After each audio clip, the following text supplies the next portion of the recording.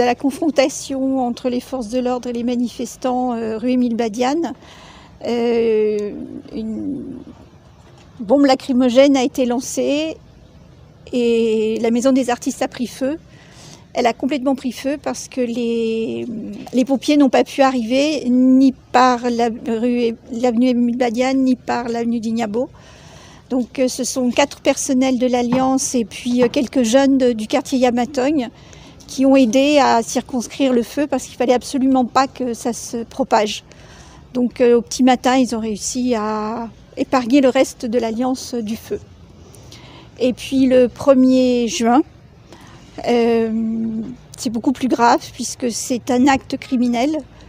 Des gens ont jeté des cocktails Molotov sur l'Alliance, ils sont passés par-dessus les murs, ils ont lancé des cocktails Molotov. Il se trouve aussi que le restaurant avait conservé ses bonbonnes de gaz, ce qui est normal pour un restaurant.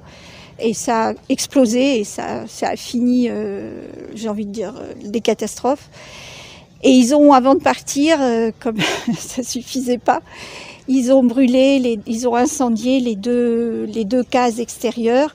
Ils ont aussi vandalisé l'espace de l'incubateur. Je veux dire que tout le monde a perdu dans cette affaire puisque l'Alliance, il va lui falloir du temps pour se reconstruire. Pour l'instant, on attend des architectes experts pour qu'ils évaluent les dégâts réels, puisque les murs qui vous semblent tenir encore debout peuvent aussi se mettre à tomber, parce que le feu, c'est quelque chose de particulier. Donc on attend ces architectes experts et puis après on essaiera d'évaluer les montants de pertes. La maison des artistes, on sait qu'on devra la raser. Quant au bâtiment principal, pour l'instant on ne sait pas. Les 2 cases extérieures, elles seront aussi rasées. Combien de temps ça va prendre, on ne sait pas. Je pense que l'Alliance ne pourra pas rouvrir décemment avant 2 années. Il faut voir. Mais là, c'est juste une estimation. Peut-être on peut espérer davantage qu'elle pourrait rouvrir avant, mais pour l'instant, il y a une impossibilité à pouvoir mener le travail, puisque en fait, on n'a pas de bureau, on est en télétravail et qu'on essaie juste de se remettre un peu de ces émotions qui sont difficiles. Donc en termes de chiffres, je ne peux pas vous dire. Je peux vous dire que ça met des gens au chômage technique, oui. Ça met des gens en difficulté financière, oui. Ça ne remet pas en cause le projet de l'Alliance, à voir aussi avec le nouveau conseil d'administration et bureau de l'Alliance. Il faut voir aussi que, par contre, c'est la population qui va en pâtir, puisque tous les enfants qui étaient à la médiathèque n'auront plus d'activité ni le mercredi ni le samedi. Toutes les écoles, la quinzaine d'écoles qui bénéficiaient d'abonnements pour pouvoir venir bénéficier aussi des activités, des livres, de tout ce qui était manifestation autour du livre et de la lecture, ils ne pourront plus venir. Pour ce qui est les jeunes qui fréquentaient les jardins, les jeunes qui venaient pour faire du slam, ils avaient accès à la scène une fois tous les trimestres, qu'ils organisaient eux-mêmes des soirées de slam, c'est fini. Voilà, donc je pense que c'est fini pour beaucoup de gens pour l'instant. Et puis, je ne perds pas espoir qu'on arrive à remonter cette alliance et à en faire quelque chose. Il faut se réinventer. On va réinventer avec le quartier Yamatogne une autre forme de relation. On va voir. Pour l'instant, je ne peux rien vous dire plus que ça, que c'est vraiment une catastrophe, mais pour tout le monde.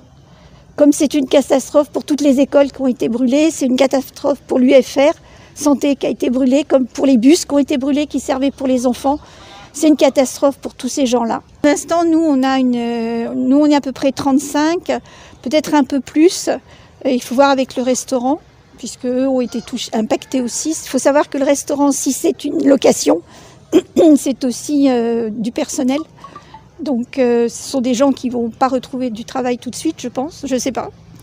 Et puis, il y a aussi tous les artistes qui étaient programmés et qui ne seront pas là. Qui ne pourront pas parce qu'on n'a plus la scène, nous on n'a plus de matériel technique du tout. Donc il n'y a plus rien, il n'y a plus de console, il n'y a plus de son, il n'y a plus rien. Tout a été brûlé, il y a les ordinateurs qui ont été brûlés et puis les autres qui ont été vandalisés. Donc c'est énorme et c'est une perte vraiment pour les personnes de Ziguinchor et de la région qui venaient ici et qui profitaient du service public qu'est l'Alliance française. J'ai reçu un appel du conseil départemental, du président, et j'ai échangé avec le gouverneur et j'ai échangé avec le préfet aussi. Et puis, nous sommes toujours soutenus, et on a été soutenus par le commandant des GMI pendant toute la durée des événements. Et ça, c'était précieux pour moi, puisqu'ils ont toujours été présents avec nous. Ils ont été présents aussi avec l'ambassade de France en termes de sécurité pour essayer de sécuriser. Mais on ne pouvait pas accéder à l'Alliance. Personne n'arrivait à accéder à l'Alliance. C'était dangereux pour tout le monde. Donc on a été, on était mal positionnés et voilà. Ce que je pense, c'est que la Maison des Artistes, c'est un dégât collatéral, donc le 15 mai, effectivement. Par contre, pour ce qui concerne le 1er juin, je ne sais pas qui, mais en tout cas, la façon dont ça s'est passé, c'est pas un dommage collatéral, puisque ce sont des gens qui sont venus sciemment envoyer des cocktails Molotov. Donc, je ne sais pas qui a fait ça, qui a commandité ça, aussi stupide soit-il. Les jeunes ne sont pas arrivés tout seuls comme ça, ils n'ont pas décidé. La rue était calme, il n'y avait pas de problème, donc ça a été commandité. Ce sont des jeunes, ça leur est pas venu en se levant le matin en disant « Tiens, ce soir, on va brûler l'Alliance ». Je pense que quelqu'un leur a mis quelque chose dans la tête pour leur dire « On va brûler l'Alliance ». Je n'ose pas croire que des jeunes de 15 ans puissent se dire on va brûler ce pourquoi mon petit frère et ma petite sœur vont, ce pourquoi moi j'y vais quand j'ai envie de faire du slam. Voilà.